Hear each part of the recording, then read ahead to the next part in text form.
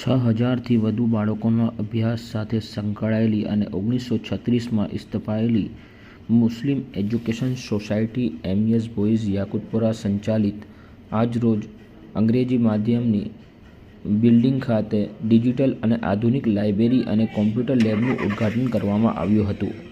બોમ્બેના જાણીતા કોન્ટ્રાક્ટર હફીઝ સાહેબના સાથ સહકારથી અને જાહિદ હુસેન બાપુ અને તેમની ટીમના સખત પ્રયાસોથી બાળકોને ઉચ્ચ કક્ષાના શિક્ષણ મળે તે હેતુથી આ લાઇબ્રેરી અને લેબનું ઉદ્ઘાટન કરવામાં આવ્યું હતું.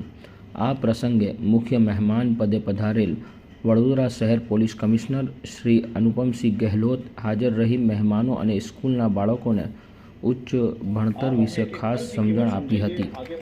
આ પ્રસંગે સ્કૂલના general secretary Moin T Rifai, Mufti Imran, doctor Mohammad Hussain સહિત અન્ય મહાનુભાવો ઉપસ્થિત રહ્યા હતા. કાર્યક્રમની પૂર્ણાહુતિ નિશાર અહેમદ મિયાએ કરી હતી.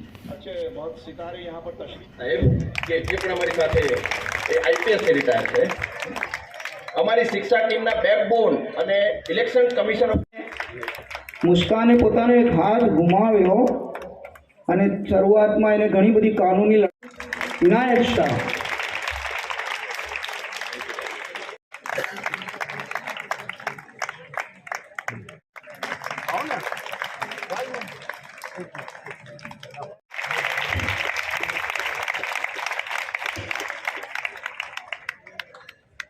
आपको ये प्रोग्राम कैसा लगा? सर्वप्रथम तो मैं एमईएस स्कूल के सभी प्रबंधकों को खूब खूब जो है अभिनंदन देता हूँ कि आज यहाँ पे एजुकेशन के लिए जो आज कार्यक्रम यहाँ पे किया गया है। अब बहुत सारी जो एजुकेशन कंप्यूटर लैब उसी लैब कॉन्फ्रेंस हो रही है, उसका भी यहाँ पे बच्चों के लिए समर्पित किया गया है। पूरे प्रबंधक पूरी टीम को उसके बाद एक बड़ी से बड़ा कोई चीज़ है नहीं, हम लोग सभी जगह समाज में आते हैं एजुकेशन में सब मोटिवेशन कर रही है वो बहुत अच्छी बात है।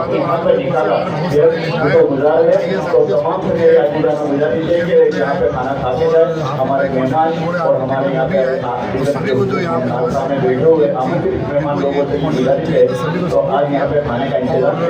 मैं वही मैंने भी रिक्वेस्ट किया सभी से कि अभी जो गवर्नमेंट के खास में भारत सरकार की राज्य सरकार की बहुत सारी ऐसी स्कीमें हैं जो खुद से बच्चा अगर बिजनेस कर सके आगे आने वाले दिनों, चाहे स्टार्टअप हो चाहे स्किल डेवलपमेंट का प्रोग्राम हो, तो ऐसी स्कीम भी यहाँ पे उनको बुलाया जाए। गवर्नमेंट के जो भी अलग अलग डिपार्टमेंट्स होते हैं वो आगे बच्चों को भी उनके पेरेंट्स को भी इस तरह से मार्गदर्शन दें कि बच्चा आगे जाए किस किस फील्ड में अपने आप को जो अच्छा कर सकता है और अपना स्वाभाविक है कि अपने परिवार के साथ साथ समाज के साथ साथ देश सेवा भी कर सके। तो उसके लिए भी हमारी बात हुई और ये होना भी चाहिए। हम लोग भी जहाँ ज़रूरत वहाँ बोलेंगे कि जितने भी गवर्नमेंट की स्कीम है सब पता होनी चाहिए। स्कीम मतलब आगे भविष्य कैसे बनाए जा सकेंगे। तो एजुकेशन से अच्छा कोई काम नहीं, इसलिए हमें भी हरदम लोग जुड़े रहते हैं एजुकेशन में। और पढ़ाई ही एजुकेशन ही समाज का कल्याण करता है, परिवार कल्याण करता है। इस आशय से हम लोग सब इकट्ठा हुए, हमारे पुलिस ऑफिसर भी आए और फिर से सभी को शुभेच्छा दी। सर क्लासरूम का सिस्टम कैसा लगा आपको? जो बच्चों को पढ़ने के लिए एक होता है कि माहौल भी चाहिए होता है, और जहाँ बच्चा पढ़ता है उसको ये भी लगे कि इस तरह के इन्वायरमेंट क्रिएट हो कि उसको और भी डबल कैपेसिटी से पढ़ने की इच्छा हो। तो उसी को ध्यान में रख के इतना एक बहुत ही अच्छी सुविधा क्रिएट की गई है। एसी हॉल्स हैं, तमाम कंप्यूटर लेटेस्ट हैं, कॉन्फ्रेंस में जिस ढंग से टेबल पर बैठना चाहिए, जो बच्चों को पढ़ने के लिए जिस तरह से उनकी सुविधाओं ने सब यहाँ पे दी गई है। तो उसके लिए मैं जितने भी डोनर हैं, जो दाताश्री हैं, उनको भी और जिन्होंने ये कॉन्सेप्ट को जो विजुलाइज किया उनको भी खूब शुभेच्छा। મુસ્લિમ એજ્યુકેશન સોસાયટી છે. આ સોસાયટીમાં વડોદરા શહેરના લગભગ 6 થી 7 હજાર બાળકો અભ્યાસ કરે છે. 1936માં સ્થપાયેલી આ સોસાયટી છે અને જૂનામાં જૂની સંસ્થા છે. 4 સ્કૂલો છે અમારી, 4 હાઈસ્કૂલ છે, એક ઇંગ્લિશ મીડિયમ સ્કૂલ છે, પ્રાઇમરી સ્કૂલો છે અને મેં આગળ જણાવ્યું તેમ 6 થી 7 હજાર બાળકો ભણે છે.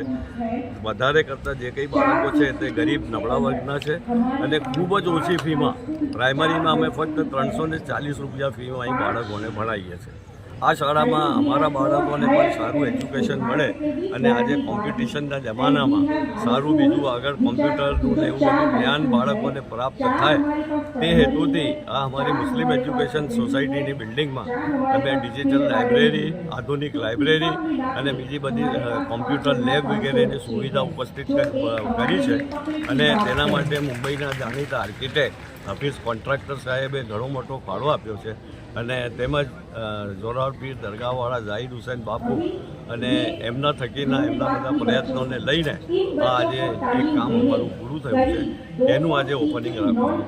આજે આટલી બધી ફેસિલિટી આ સ્કૂલમાં મળે છે તો વડોદરાવાસીઓને શું મેસેજ આપવા માંગશો આ માટે? વડોદરાવાસીઓને અમે એક મેસેજ આપીએ છીએ કે તમારા બાળકોને અભ્યાસ કરાવો અને ખાસ કરીને વિશેષ કરીને ગરીબ કોમ્યુનિટીના બાળકો જે નાણાકીય એમની પાસે સહાય નથી હોતી, નાણાકીય વ્યવસ્થા નથી હોતી, એ લોકો સારી સ્કૂલોમાં જઈ શકતા નથી. એ ક્લાસનું બધું અમે અહીં એ સ્ટાન્ડર્ડની અમે સુવિધા ઊભી કરી છે અને એવા બાળકોને ખાસ આમંત્રણ આપીએ છીએ કે તેઓ અમારા શાળામાં પ્રવેશ લે અને આ રીતનું અમારે ત્યાં શિક્ષણ લે. આપનો પરિચય?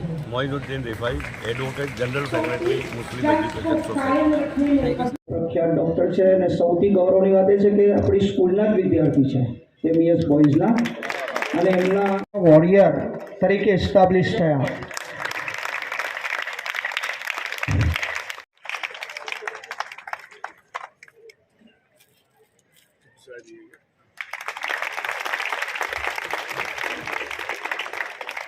क्राइम तो कंट्रोल में किया है लेकिन लोगों के दिलों को भी कंट्रोल में लिया है.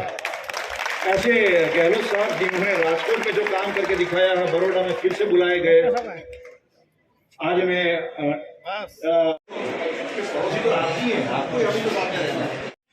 पॉपुलेशन हम दे सकें.